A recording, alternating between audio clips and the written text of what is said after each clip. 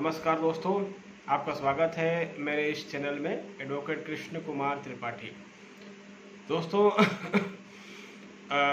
आज हमने एक पेपर की कटिंग पोस्ट के रूप में अपने चैनल में डाली है, स्टेटस के रूप में, जिसमें कि मुंबई हाई कोर्ट का एक जजमेंट है। हालांकि उस जजमेंट की लिंक अभी हमें नहीं मिली है, मगर मिल जाएगी बहुत जल्द। पिछले महीने का ही जजमेंट है, जैसा कि उस पेपर की कटिंग को पढ़ने के बाद मालूम पड़ रहा है, जिसमें कि मुंबई हाई कोर्ट ने साफ तौर पर कहा है कि अगर पत्नी जो है बिना कारण पति से अलग रह रही है और पत्नी अलग रह रही है किंतु उसमें पति की कोई गलती नहीं है, तो ऐसे मामले में पत्नी को जो है भरण पोषण नहीं दिया जा सकता।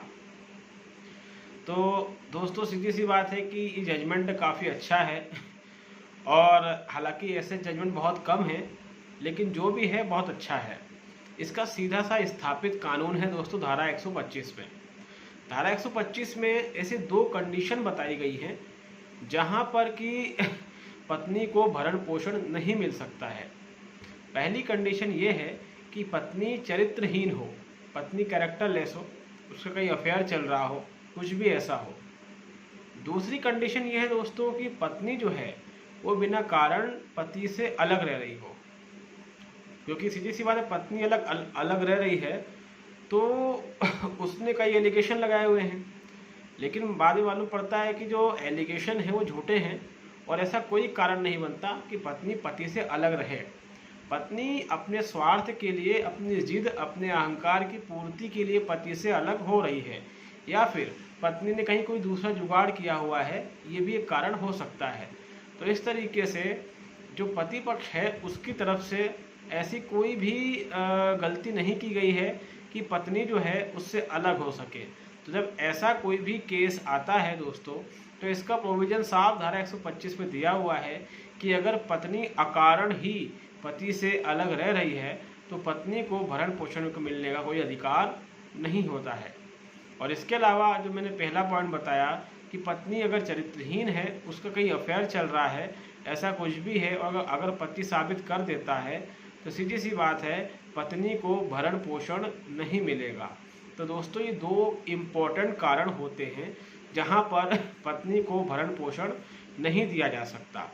एक और बात दोस्तों कि अगर आप ये साबित कर दें कि पत्नी जो है वो कमाने में सक्षम है और अच्छी खासी पढ़ी लिखी है या कमा रही है, तो ऐसी परिस्थिति में ही पत्नी को भरण पोषण नहीं दिया जा सकता।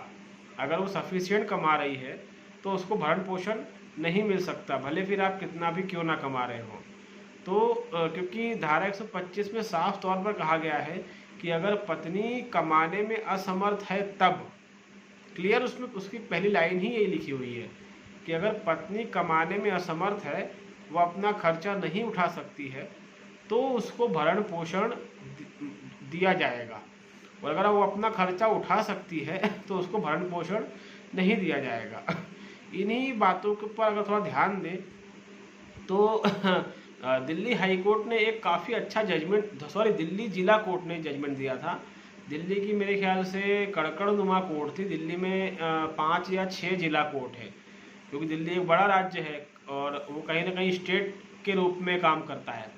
तो वहाँ पर एक जजमेंट, बड़ा अच्छा जजमेंट था वो, लेकिन ऐसा जजमेंट एक बार ही देखने को मिला, और महिला जज की तरफ से शायद जजमेंट था, लेकिन जजमेंट बड़ा अच्छा था। मतलब मैं कह सकता हूँ कि पहली बार भरण पोषण के मामलों में कोई न्याय संगत बात कही गई है।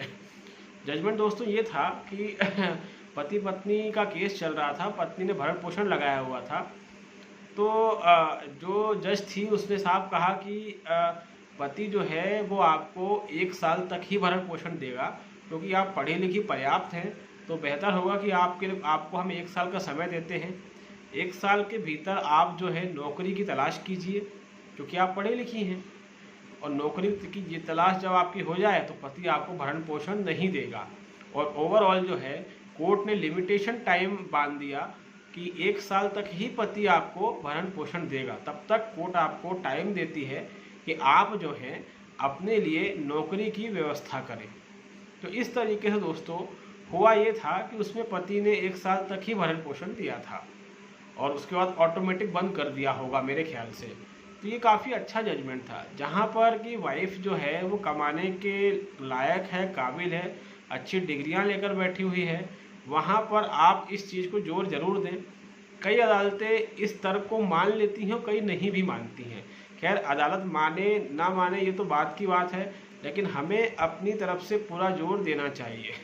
सेकेंड थिंग ये कि जब भी आप क्रॉस एग्जामिनेशन करते हैं वाइफ का, तो उसमें एक सिंपल सा सवाल ये पूछें कि अगर आपका पति आपकी नौकरी लगवा दे तो क्या आप नौकरी करना पसंद करेंगी?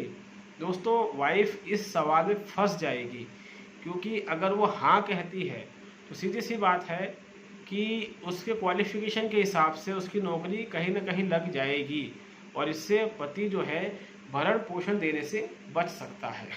और अगर वो ना कहती है तो सीधी सी बात है, इसका ये मीनिंग निकल के आएगा कि आपका उद्देश्य जो है आपको अपने पति को परेशान करना है, आपका उद्देश्य भरण पोषण लेना नहीं है।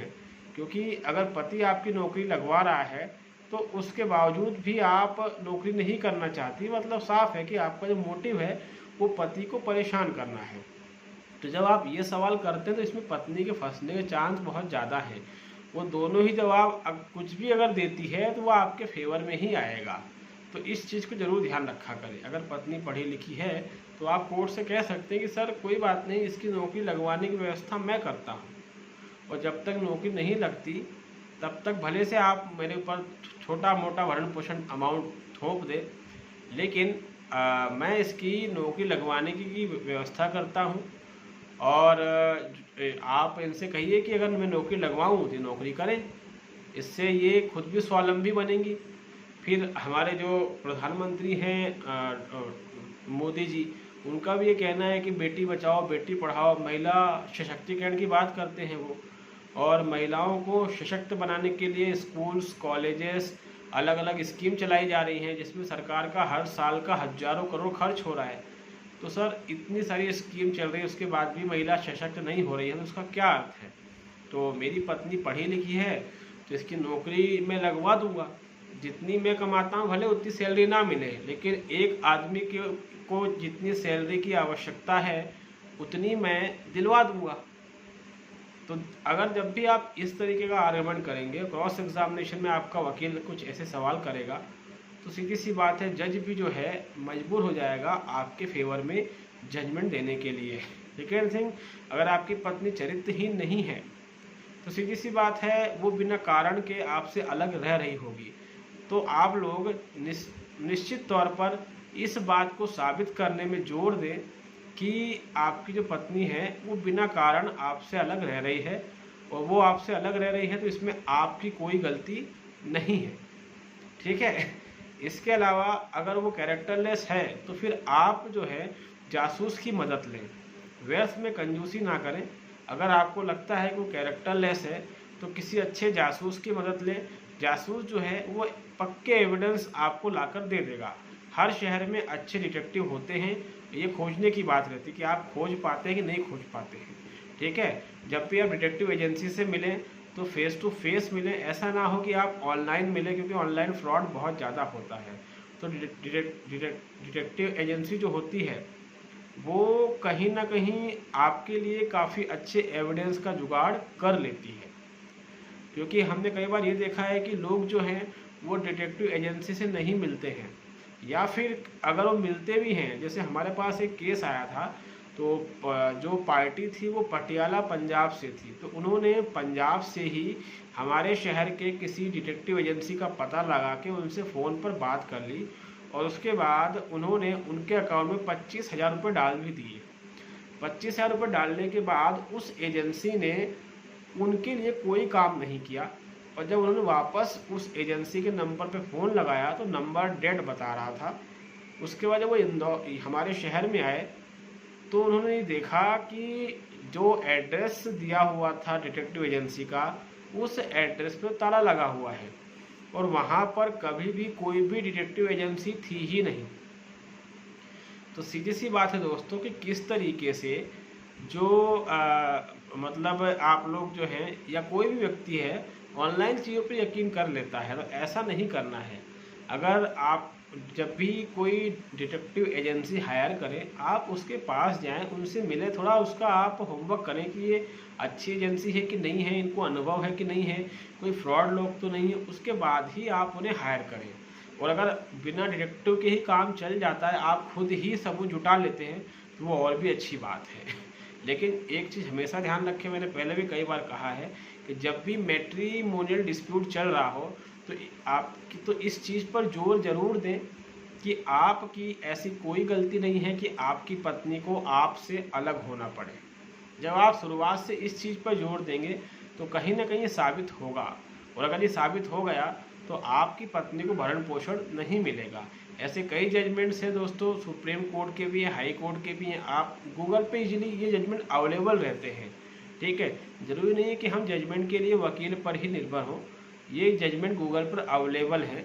ठीक है, if wife deserted husband without any specific reason then she is not entitle for the maintenance.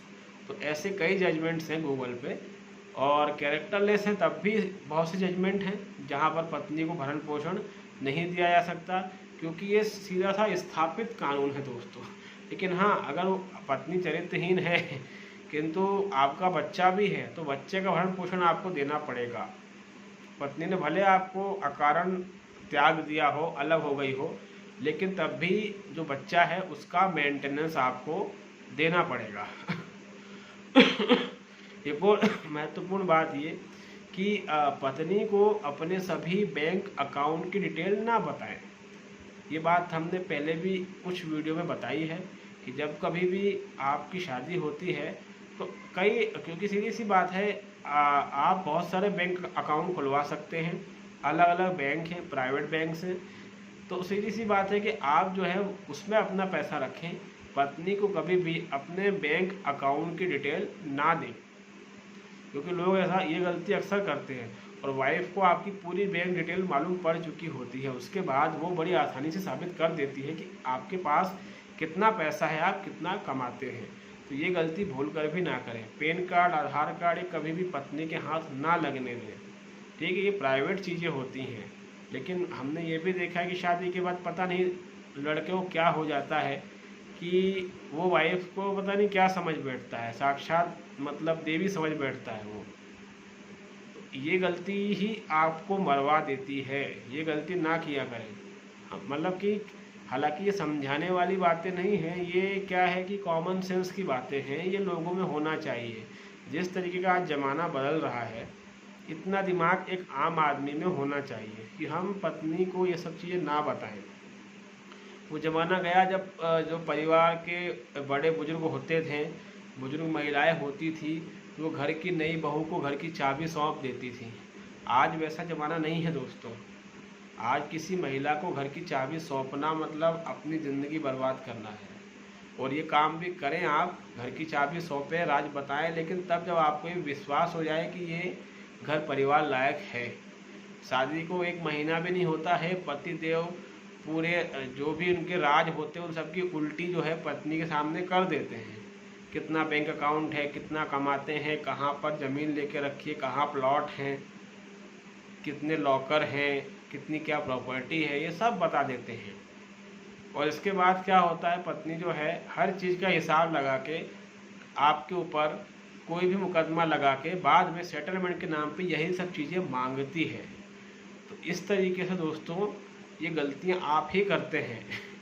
ये बात सही है कि मैट्रिमोनियल डिस्प्यूट में जितने भी केस चल रहे हैं 99% झूठे मामले हैं, लेकिन 99% झूठे मामले इसलिए भी चल रहे हैं क्योंकि इनमें अधिकतर जो पति होते हैं वो भोंदू टाइप के होते हैं, और जब तक उन पे केस लग जाता है तब तक उनकी अकल ठिकाने लगने में बहुत समय लगता है, और तब तक काफ़ी देर हो चुकी होती है। इसीलिए कहते हैं कि कभी भी आपकी शादी हो तो अपनी वाइफ को अपने बारे में कोई भी राज ना बताएं, और एक दूध पीते बच्चे की तरह पत्नी पर डिपेंडेंट ना रहा करें कि जूते कहाँ हैं, मोजे कहाँ हैं, मेरा मोबाइल कहाँ है, मेरा पैन कार्ड कहाँ है, मेरा पर्स कहाँ है।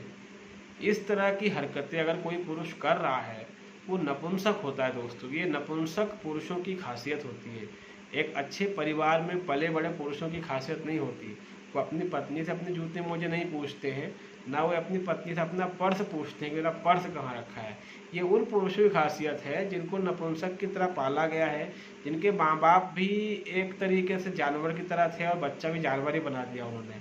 अन्यथा अगर सच में आपकी अच्छी परवरिश हुई है तो आप कभी भी पत्नी से नहीं पूछेंगे कि मेरा मोबाइल कहाँ है, जानू मेरा रुमाल कहाँ है, मेरा जूता कहाँ है, क्योंकि ये लापरवाह पुरुषों की निशानियाँ होती हैं। और यही लापरवाह पुरुष बाद में अभी जूते नहीं खोज पा रहे हैं, बाद में जूते पहन के कोर्ट के चक्कर काटते हैं और पूरा जूता उनको घिस जाता है चक्कर काटते काटते। क्योंकि हमने ऐसे बहुत से केस देखे हैं, हम लोगों को समझाते भी हैं कि ऐसा मत बनिए, ठीक है, आप एक मर्द बन के रहेंगे तो ज़्यादा बेटर है। क्योंकि ये फिल्मों का जो असर है वो सोसाइटी में इतना गंदा घुसा हुआ है कि कई बार हमको शर्म आती है। क्योंकि हमने तो हमारे माता पिता जो भी हैं, हमने कभी उनको ऐसा देखा नहीं। हमारे दादा दादी है, नाना नानी, किसी को भी हमने इस तरीके का बिहेव करते नहीं देखा। लेकिन हमने अपनी आसपास की सोसाइटी में ये चीज़ें बहुत देखी हैं कि फिल्मों में जिस तरीके से हीरो होता है वो हीरोइन से कहता है कि जानू बेबी मेरा जूता कहाँ है, मेरा रुमाल कहाँ है। वो फटा तैयार होता है और उसकी जो वाइफ है उसको रुमाल ला के देती है, मोबाइल पर्स घड़ी सब ला के देती है और फिर वह खुशी खुशी अपने ऑफिस चला जाता है। रियल लाइफ में ऐसी चीज़ें हमने अपने खुद की पर्सनल फैमिली में तो आज तक नहीं देखी। लेकिन हाँ, कुछ हमारे फ्रेंड्स वगैरह हैं, उनके लाइफ में हम ये चीज़ देखने लगे हैं अब। ये हमको बड़ी हैरानी होती है कि इतना कैसा ज़माना पिछड़ता जा रहा है। अब जो पत्नी आपका पैन कार्ड आधार कार्ड ला के दे रही है तो क्या उसको ये नहीं पता होगा कि आपके पास कितना पैसा है? जब भी उसको मौका मिलेगा कि वो आपको लपेटेगी नहीं, बिल्कुल लपेटेगी। गलतियां आपकी रहती है बहुत सारी, लेकिन क्या है कि फिर आप रोते हैं बस। तो सीधी सी बात है, ये गलतियां ना करा करें, ये गलतियां आप पर बहुत भारी पड़ जाती है। एक मर्द बन के रहेंगे ज़्यादा बेटर है। लेकिन सच्चाई है कि आजकल के अधिकतर वो नपुंसक बन के रह रहे हैं। ये समझ में नहीं आता है कौन सा दौर चल रहा है, कौन सा युग चल रहा है कि ऐसी घटनाएं भी घटने लगी हैं। वरना क्या होता है कि जितने भी हमने मामले मैट्रिमोनियल डिस्प्यूट के देखे हैं, 99% मामलों में हमने ये चीज़ देखी है कि वाइफ को पति के बारे में सब कुछ पता रहता है कि इसका टोटल कितना इसके पास प्रॉपर्टी है, कहाँ बैंक बैलेंस, कहाँ क्या अकाउंट है, इसके माता पिता के पास कितनी प्रॉपर्टी है, इसकी माँ के पास कितने गहने हैं, कितने लॉकर हैं, वो सब जानती है। तो इसके लिए पति देव ही जिम्मेदार रहते हैं। वो पता नहीं सुहाग रात में ऐसा क्या देख लेते हैं कि वो पत्नी के सामने गुलाम बन जाते हैं। पत्नी को इतनी बातें कैसे पता? वो 6 महीने भी आपके साथ नहीं रही है, उसके बाद भी वो आपके बारे में सब कुछ जानती है, लेकिन आप उसके बारे में कुछ भी नहीं जानते हो। ये भी बड़ी हैरान करने वाली बात रहती है। ये कहीं ना कहीं कि पुरुष समाज है उसकी नपुंसकता का बहुत बड़ा उदाहरण है। और ये उसका भी उदाहरण है कि एक स्त्री देखते ही पुरुष का जो चरित्र है वो इतना निम्न स्तरीय हो जाता है कि वो स्त्री का गुलाम बन जाता है और उसके बाद ही उसकी पत्नी जो है उसका मन चाहा इस्तेमाल करती है। तो बेहतर होगा कि एक अच्छे इंसान बन के रहें, ज़्यादा बेटर है। ये तो मार्केट की आज एक्चुअल हकीकत यही है कि रास्ते में कोई महिला अगर गिर जाए गाड़ी से तो जो चरित्रहीन पुरुष हैं वही उसको सबसे पहले उठाने के लिए आते हैं। और लेकिन कोई समझदार पुरुष कभी उठाने नहीं आएगा, उसको पता है कि ये अपना काम नहीं है, महिला खुद भी उठ जाएगी, क्या मतलब वहाँ जाने से। लेकिन चरित्रहीन पुरुष ही ये काम करने आता है। कहना नहीं चाहिए, लेकिन ये वास्तविकता है, भले कोई कुछ भी कहे फिर, लेकिन ये रियलिटी है हमारे समाज की। तो ये पुरुषों का जो लट्टूपन है औरतों के तरफ, ये ख़त्म नहीं होगा तब तक तो कुछ भी परिवर्तन नहीं आएगा। तो उम्मीद है मेरी कुछ बातें आपको समझ में आई होंगी, और अगर नहीं आई हैं तो फिर अगला शिकार आप खुद हो सकते हैं इस तरह के महिलावादी कानूनों का।